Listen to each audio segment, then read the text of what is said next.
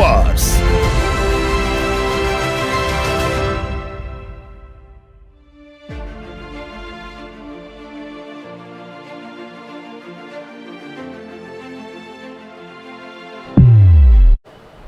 Hi friends, how are you?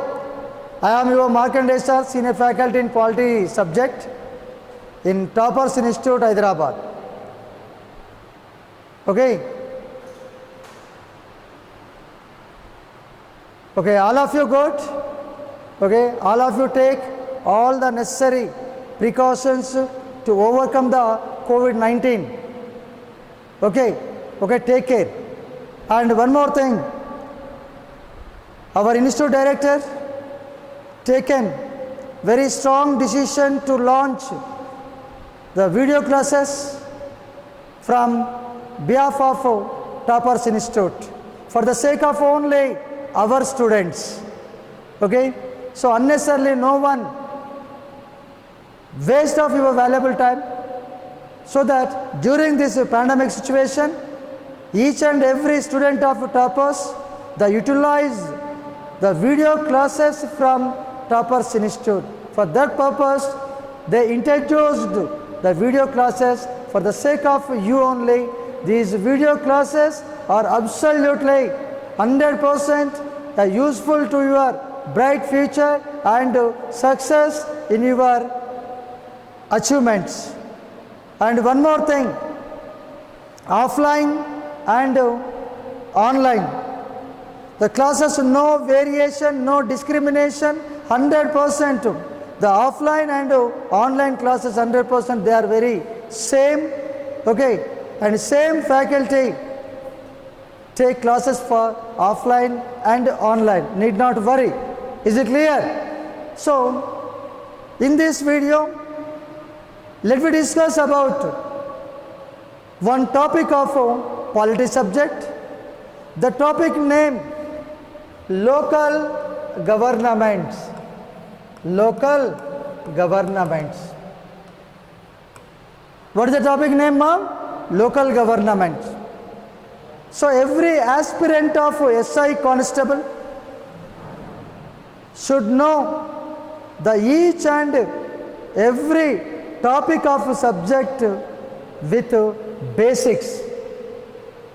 Then only we get good marks in exam. So let me discuss about local government topic. What is the historical background of local government? Okay. So in this topic, we have to see the historical background of local governments into 3 stages. And one is, what is the local government system in ancient India? And second one, how was the local government system in medieval India? And third one, after independence, local government system. So now we are having local government system as per constitution in our country, no doubt about it. But not only after independence we are having local governments in our country. We had local government system in ancient India. The long back we had local governments in our country. Okay. Not only we introduced local government system in our country as per constitution. In ancient India, we seen successfully the local government system in our country. That is the greatness of our forefathers. Okay? Let me see how was the local government system in ancient India. In that first, one is Megasthenes written one famous book, that is Indica. Okay. And another one more person, Kautilya. He written one famous book, that is Ardhashastra. Ardhashastra. Kautilya written famous book, its name Ardhashastra. Megasthenes written one famous book, it is Indica. These two important books recognized and explained the importance of local governments. Okay? Kautilya explained the importance of local governments in his famous book, that is Ardhashastra. Megasthenes also explained importance of local government system in his famous book, that is Indica. Okay. And one more thing. In ancient India, our forefathers launched Grama Sabha. Grama Sabha was there. The village elders, the head of the families, were members in Grama Sabha. Grama Sabha, the function, to recognize the problems of village people, and Grama Sabha solve the problems of village people on the basis of financial sources. So it was continued in ancient India, that is Grama Sabha. Okay. And after that, all of you know, you studied in Indian history, that is Cholas and Mauryas. Cholas and Mauryas. Cholas given high priority to rural local governments, and Mauryas given high priority to urban local governments. Okay? Rural local governments and urban local governments, both are there. We know Cholas rule and Mauryas rule and administration in ancient India. Cholas given high priority to only rural local governments. They didn't ignore urban local governments. Cholas not neglected urban local governments. Okay. Out of these two, Cholas given high priority to rural local governments, that's it. And the second one, Mauryas. Mauryas given high priority to urban local governments. High priority to urban local governments. Mauryas not neglected rural local governments. Mauryas not ignored rural local governments. Out of these two, Mauryas given high priority to urban local governments, that's it. Mauryas capital, Pataliputra. Pataliputra is one of the municipal corporation in India, in ancient India. How we having right now? Number of municipal corporations in India like Delhi, Bombay, Calcutta, Bangalore, Chennai, Hyderabad, etc. In ancient India, Pataliputra was one of the municipal corporation. So that in ancient India, rural local governments and urban local governments were existed. And for rural local governments. At present in Tamil Nadu state, Uttara Merur village there, the Cholas,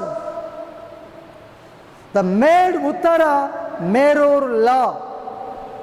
They fixed Uttar Merur law, means North Merur law. North Merur, the one of the village.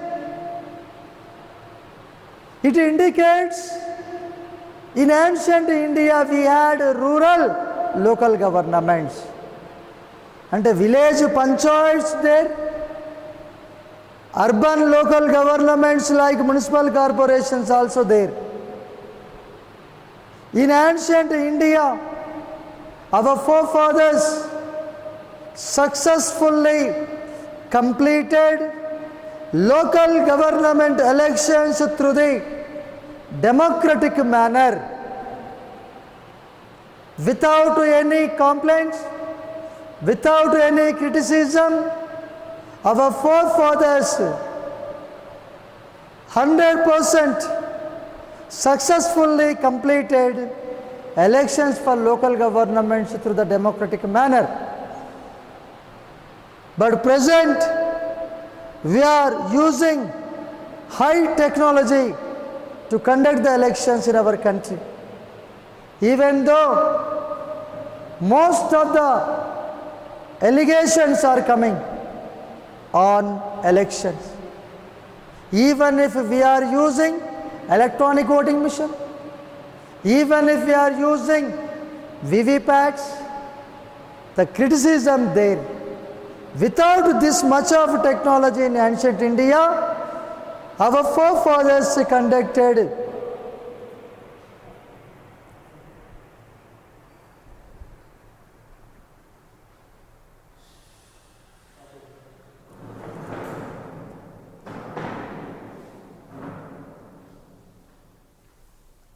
record aitane untada. So that is the greatness of our forefathers. Okay? Next one, after this one, Muslim rulers came into power in medieval India. In ancient India, the local governments was so good. The formation, functions, system was everything so nice. But in medieval India, the Muslim rulers came into power. The Muslim rulers destroyed the local government system in our country. Okay. Later on, East India Company formed in the year of 1600. The Britishers came to India for only trade and commerce, not political power. They did business with a wide range. They did business so good. They achieved goals. They succeeded in business and financially they were so sound. Right now. Later on they concentrated on political power. Later on they concentrated on political power. They also succeeded. But while the British rulers came into power in India, at that time they did not recognize the importance of local governments. In beginning days, the British rulers did not recognize the importance of local governments. But later on, after some years, the British rulers recognized importance of local governments. In this process, they introduced collector office in India. Collector office in India in the year of 1772. During the period of Warren Hastings, British government introduced collector office in India in the year of 1772. Warren Hastings was Governor General. Okay? Warren Hastings was Governor of Bengal. Okay? Right. So during the period of British rule, the collector office was introduced in India in 1772. At that time, collector belongs to ICS cadre. Collector belongs to ICS cadre. ICS means Indian Civil Service. Subhash Chandra Bose, founder of Indian National Army, Subhash Chandra Bose selected as ICS. He resigned to that office and joined in freedom movement. After independence, after 1947, we changed the ICS as IAS, Indian Administrative Service. Indian Administrative Service, IAS. Still, the collector belongs to IAS cadre. After independence, the collector belongs to IAS. In India, whoever selected for IAS, those people go and take training in Mussoorie, especially in Lal Bahadur Shastri Academy. Academy name Lal Bahadur Shastri Academy. The place Mussoorie. Mussoorie is one of the place in Uttarakhand state in India. Who selected for IPS? Those people come to Hyderabad and take training in Sardar Vallabhbhai Patel National Police Academy. Okay. After that, everybody knows Lord Mayo resolution. Lord Mayo resolution 1870. 1870. During the period of British rule, the Lord Mayo taken first step to introduce local governments in India through the Mayo Resolution 1870. Lord Mayo Resolution which year? 1870. After this,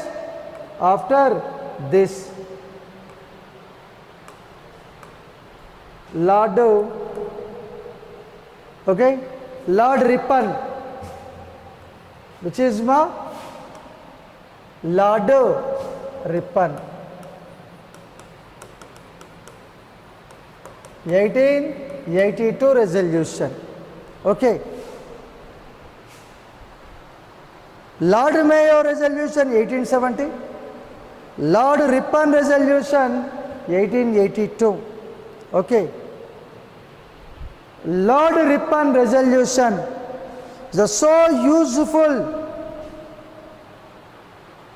to construct the local government system and powers everything. That's what Lord Ripon resolution 1882 is known as Magna Carta of local governments in India. You remember, this is the most important point All of you be careful. Lord Ripon Resolution 1882 is known as Magna Carta. Magna Carta. To whom? Local governments in India. Local governments in India. And one more thing. Lord Ripon is known as father of. Lord Ripon is known as father of local governments. But actually, we should call Lord Mayo as father of local governments. But we are calling as local government, father of local governments, Lord Ripon only. Because Lord Ripon efforts more and more than Lord Mayo for the development of local government system in India. That's what all of us call Lord Ripon is known as father of local government. Okay. What he did? Lord Ripon, the prepared and structure of local government system in India.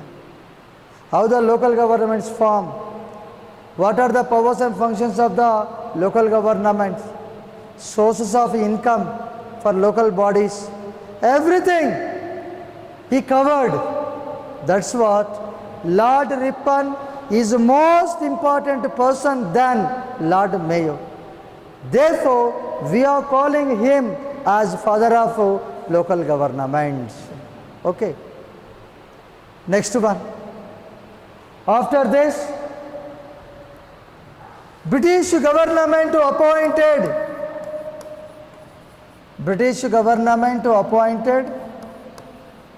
Royal Commission in 1907. Why the British government appointed Royal Commission in 1907? Means the government wants to know the clear picture of local governments in India. How the local governments are forming. What are the powers and functions of the local governments? Okay. So better to know what is the present situation of local governments in our country, in India. So the British government thought like that. In that process, British government appointed Royal Commission in 1907. Royal Commission strongly recommended one, that is, all the representatives of local governments should be elected by the people directly. Elections are two types, ma. How many types? Two types. First one is direct election. Okay. Second one, indirect election. Both are there. Okay. How many types elections? Two types. One is direct election, second one is indirect election. Royal Commission 1907 strongly recommended all the representatives of the local governments should be elected by the people directly. Okay. Before this one, the local government representatives were not elected by the people directly. Indirect election was there. Okay. So instead of indirect election, the direct election compulsory in local government election.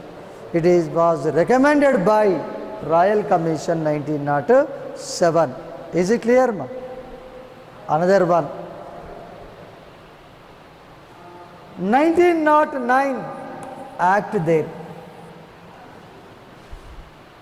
What we call that act? Indian Council Act, Indian Council Act 1909. It is known as Minto-Morley reforms. Okay, it is known as Minto-Morley reforms. Okay. According to Royal Commission 1907, mentioned one provision in Indian Government Act 1909. What was that? All the representatives of the local government should be elected by the people directly. So according to this act, the people elected the members of local governments. Before this act, no direct election for local governments. But as per this act in India, first time, the people elected the representatives of the people directly. Okay? Another one, Lord Minto, Secretary General of India, Morley, Governor General, during their period made this act. That's what we are calling as Minto-Morley reforms. And another act, 1919 Act, Indian Council Act 1919. This act is known as Montague-Chelmsford reforms. This act is known as Montague-Chelmsford reforms. Indian Council Act 1919, known as Montague-Chelmsford reforms.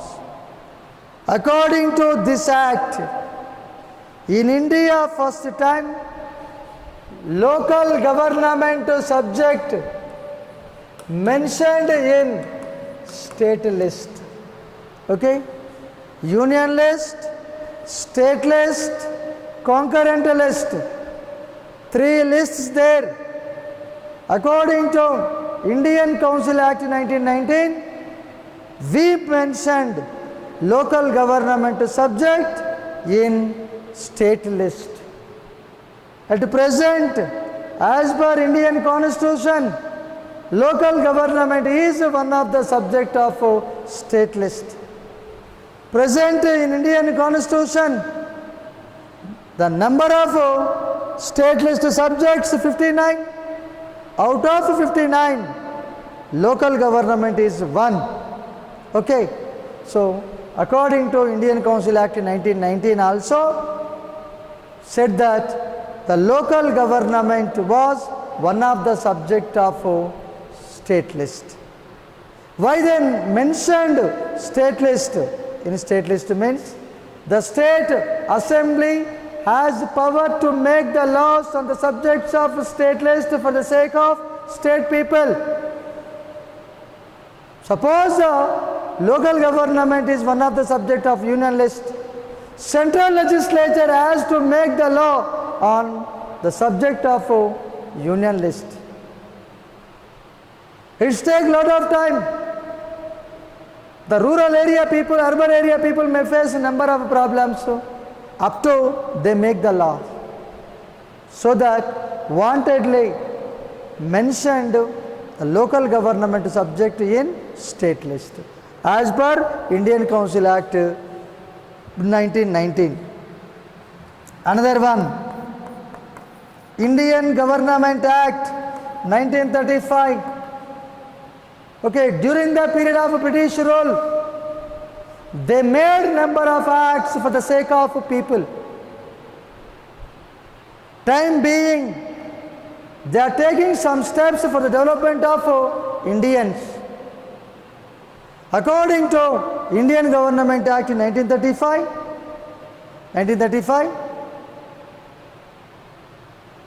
given full-fledged freedom and independence to all the local governments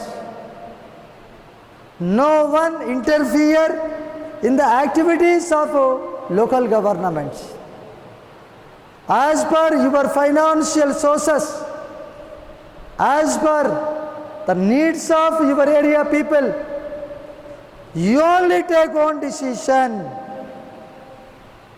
Whether you construct water tanks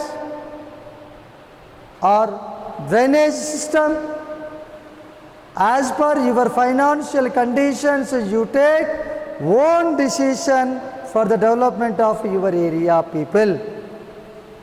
Union government, state government, no one interfere in your functions. So according to Indian Government Act 1935, given full-fledged freedom or autonomous to local governments in our country. Okay. Indian Government Act 1935 is the main source of Indian Constitution. I think all batch students, we completed first unit. In that unit, I told very clearly regarding Indian Government Act 1935. Okay, it is the main source of Indian Constitution. Next, in the year of 1946, Constituent